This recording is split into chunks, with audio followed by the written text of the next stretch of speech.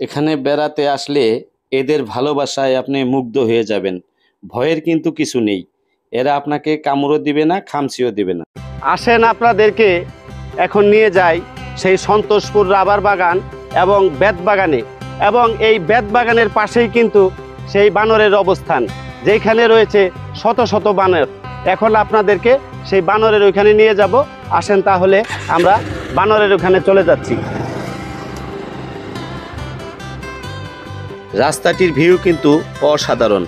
দুই পাশে দেখতে পারবেন শাল গজারি গাছ এবং বেত বাগান। আমরা কিন্তু চলতে চলতে অলরেডি সেই বানরের জায়গায় এসে পড়েছি। খাবার কিনবো বানরের জন্য, সেই মুহূর্তেই একটি বানর এসে আমার ঘাড়ে চড়ে বসলো। দেখেন পাশাপাশি আবার কিন্তু আরো দুইটি বানর একদম বাচ্চা সহ চড়ে বসলো। তবে এখানে ভয়ের কিছু নেই। এগুলো কিন্তু আপনাকে খামচি বা কামড় দিবে না।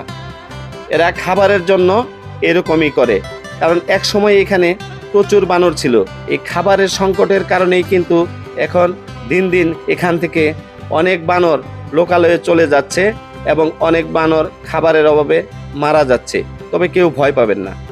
জায়গাটিতে কিন্তু এক সময় প্রচুর বানর ছিল, কিন্তু এইখানে খাবারের অভাবে সরকারিভাবে কোনো উদ্যোগ না নেওয়াতে এইখানে এখন বানরের সংখ্যা অনেকটাই কম।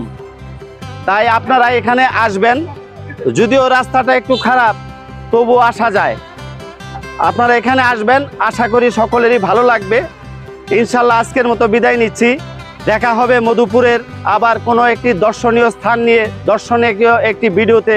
সেই পর্যন্ত ভালো থাকবেন, সুস্থ থাকবেন। আল্লাহ হাফেজ।